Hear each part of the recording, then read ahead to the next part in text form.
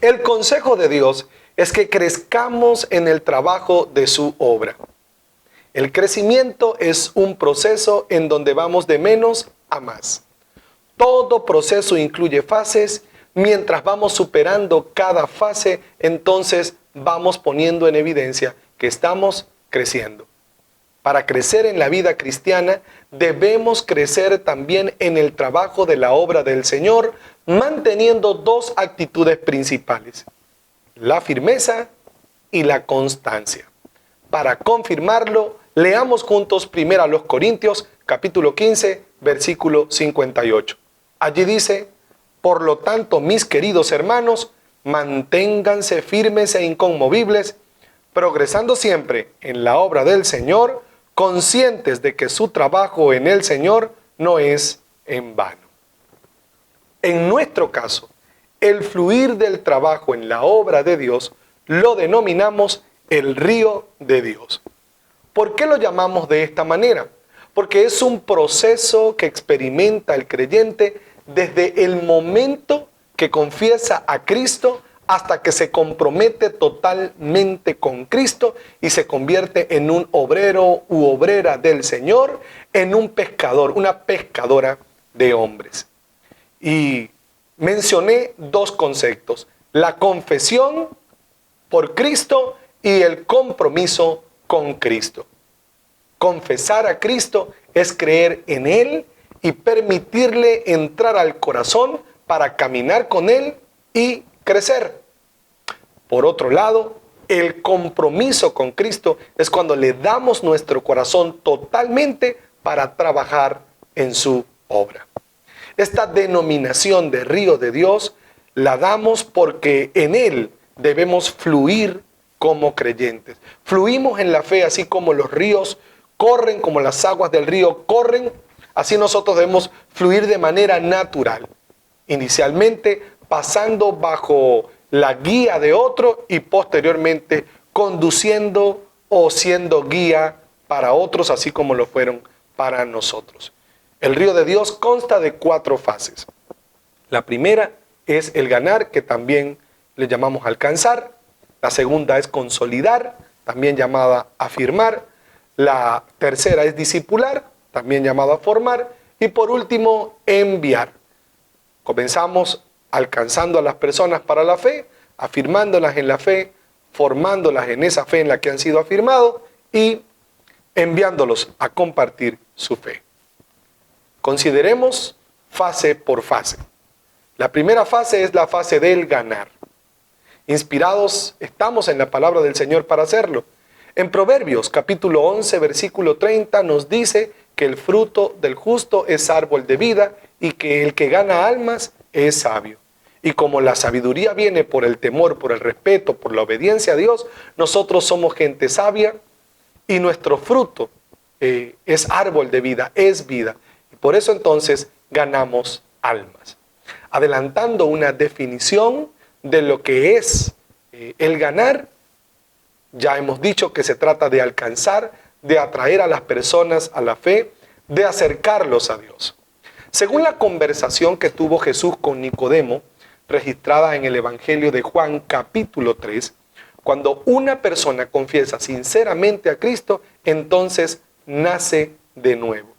Decimos que ha sido alcanzada para la fe.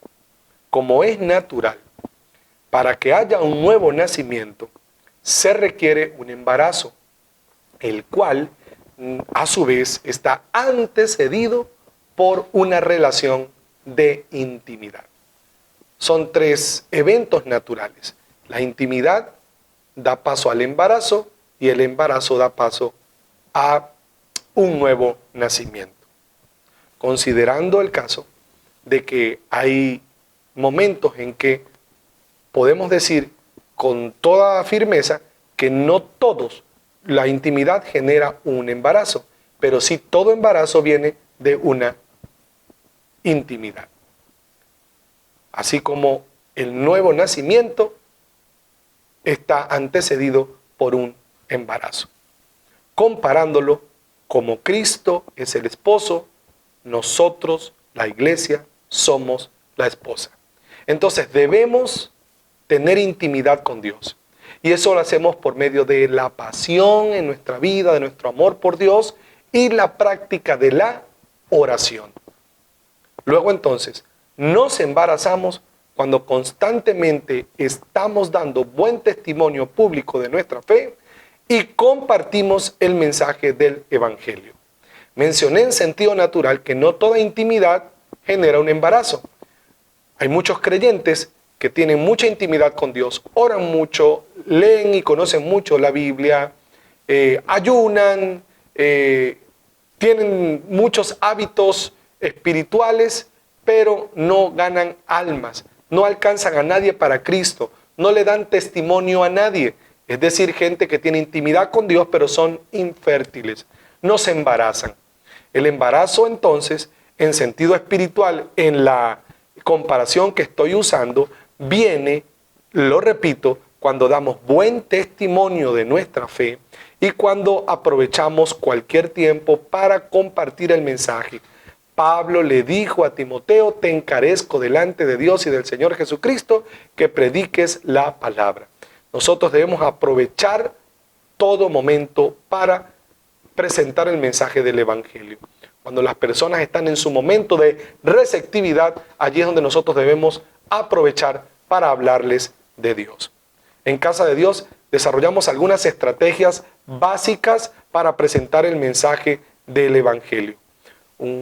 La estrategia entendemos que puede variar, pero el mensaje en sí nunca va a variar. Entonces las formas que comúnmente usamos son el evangelismo personal, ese hablarle personalmente a la gente. Desarrollamos, por lo menos en este tiempo, el proyecto Ganar, que es la manera de llevar un mensaje de manera focalizada. Además, las siempre activas reuniones de carácter evangelístico de nuestros grupos en casa, y aprovechamos la reunión dominical donde todos nos concentramos para presentar allí también el mensaje del Evangelio. Además, claro, desarrollamos otro tipo de actividades y estrategias, pero estas tres son las más básicas. Así que si nosotros mantenemos la intimidad, la pasión y la oración, y por otro lado nos mantenemos embarazados, dando testimonio y compartiendo el mensaje de fe, en cualquier momento nosotros veremos nuevos nacimientos, es decir, confesiones de fe. Es lo que buscamos, un nuevo nacido. De nuestra parte está la intimidad con Dios por nuestra pasión y nuestra oración, nuestra búsqueda de Dios, combinado con dar testimonio y predicar el Evangelio, para que obtengamos un nuevo nacimiento, es decir, una persona que confiesa a Cristo. Entonces, luego de esa expresión o manifestación verbal de fe, de esa confesión, buscamos confirmar la confesión para asegurarnos de que la persona no actuó por mera emoción pasajera. Por ello entonces es que en la reunión semanal del grupo en casa compartimos de manera personal a la persona que confesó 4 sencillas lecciones para confirmar su fe, una por semana. A saber, allí le explicamos, número 1, qué significa la confesión de fe, para que tenga claridad acerca del acto que hizo, de la confesión que manifestó. Para la segunda semana le enseñamos, o la segunda oportunidad, qué significa ser un cristiano basado en los 5 principios de vivir con propósito.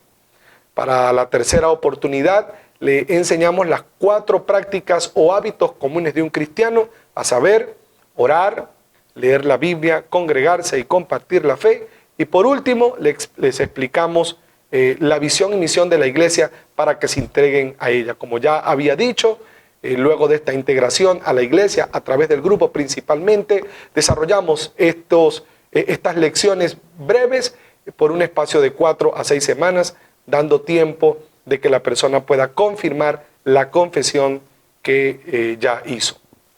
En la confesión de fe y confirmación de esta confesión se continúa ese trabajo ya iniciado con la oración y el evangelismo.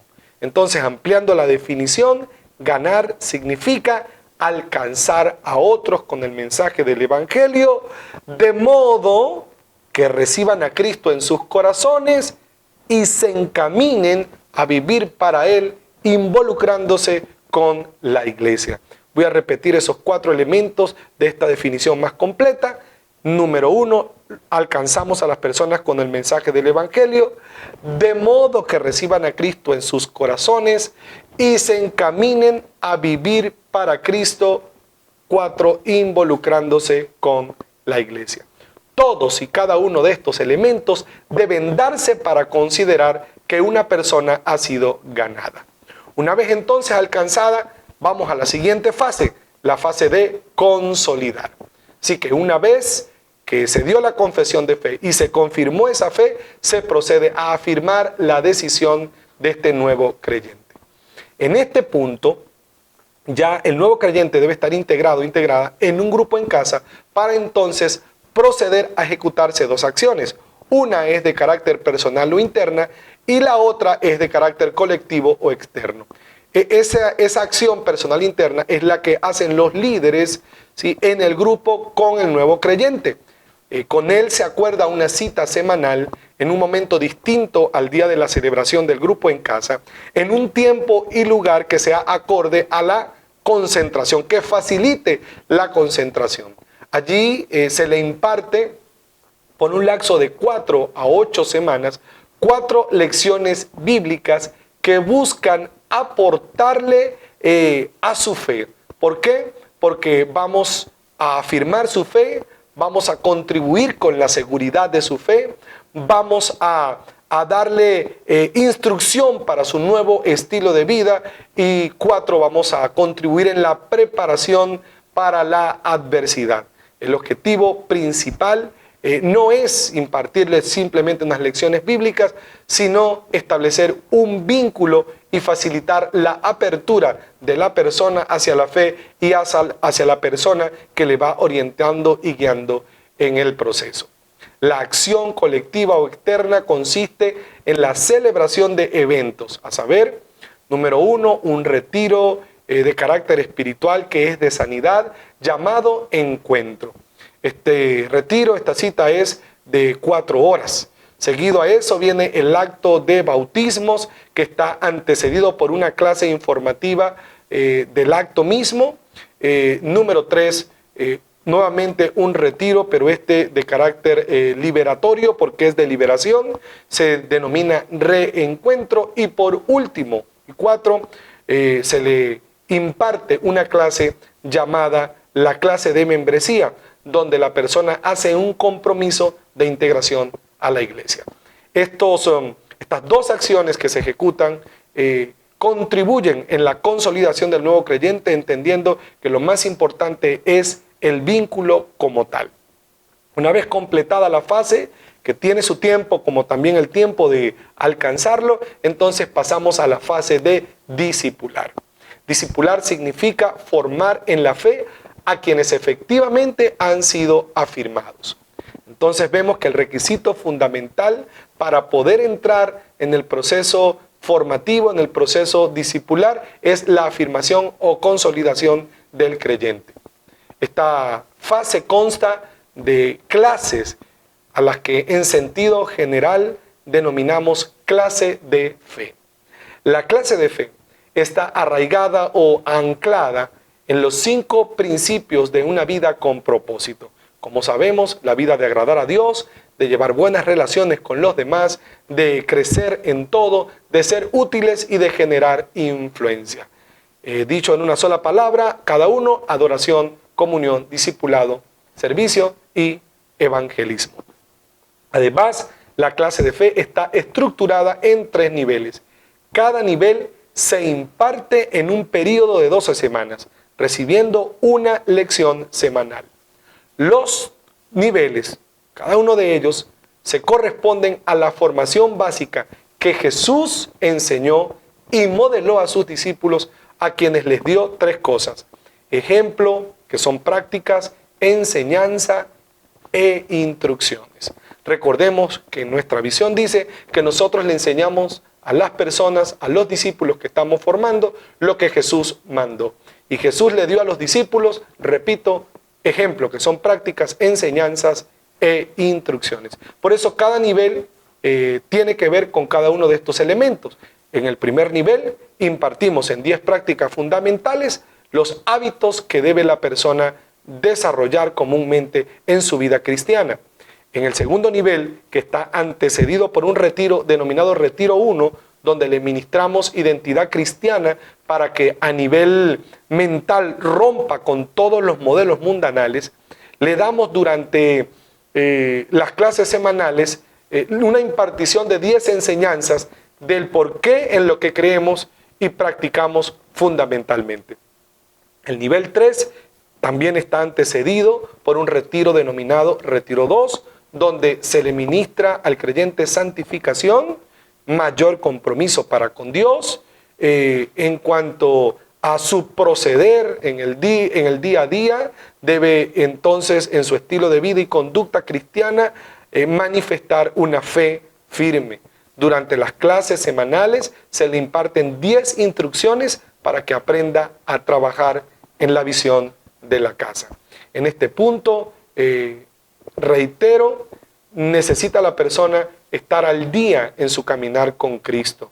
El Señor no espera que seamos perfectos, nosotros tampoco lo demandamos, pero sí espera que haya un mínimo de nosotros, un mínimo en nuestra conducta, en nuestro testimonio, en nuestra vida. A este punto ya debemos haber arreglado cualquier cuestión pendiente en nuestra vida, cualquier, como decimos criollamente, cable pelado, debe haberse sido ya ajustado en nuestra vida, nuestra manera de hablar, de comportarnos. Ya debemos evitar conversaciones, lugares, personas que sabemos son corruptas, son gente corrompida, evitar esos ambientes. Si acaso una persona o una pareja vive en concubinato, ya a este punto deben haber arreglado ante las autoridades, legalizado, formalizado su relación matrimonial.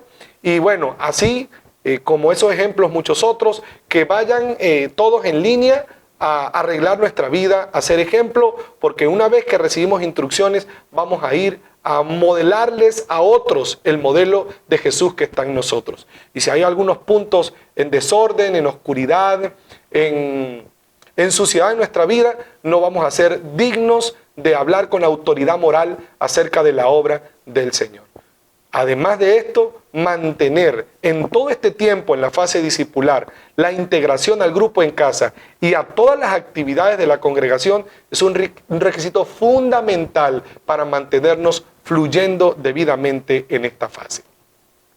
Paso ahora entonces a la última fase, la fase enviar.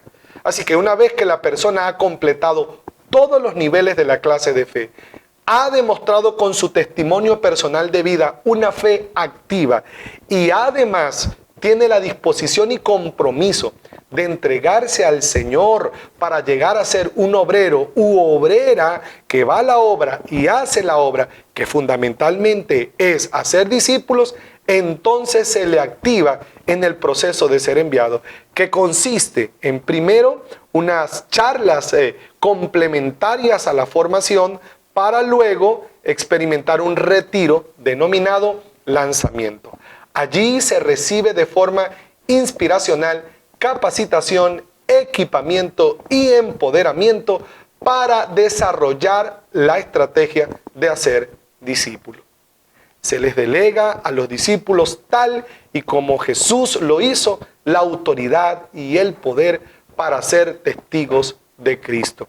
Se forman las parejas ministeriales, cada discípulo o discípula es unido a otro u otra según sea el caso, y ambos constituyen un equipo para trabajar en un grupo en casa y formar o hacer discípulos. Recordemos el accionar de Jesús en este sentido. En Mateo capítulo 9, versículo 37 dice que dijo: la cosecha es abundante, pero son pocos los obreros. Entendemos entonces que se necesitan obreros. Pero para ser obrero se requiere primero ser discípulo. Una vez que Jesús tuvo los discípulos, entonces los envió dándoles autoridad, dándoles instrucciones. Dice en Mateo capítulo 10, versículo 1 y el versículo 5, reunió a sus 12 discípulos y les dio autoridad para expulsar a los espíritus malignos y sanar toda enfermedad y toda dolencia. Y el 5 dice que Jesús envió a los 12 con instrucciones. Siguiendo esta línea, una vez que lanzamos a las personas, se les considera activos y deben entonces aperturar un grupo en casa para comenzar a ganar, consolidar, discipular y enviar como estrategia para ser discípulos, que fue la que Jesús nos enseñó, nos modeló. Simultáneamente, durante 24 semanas, el activo debe cursar la denominada Academia de Líderes.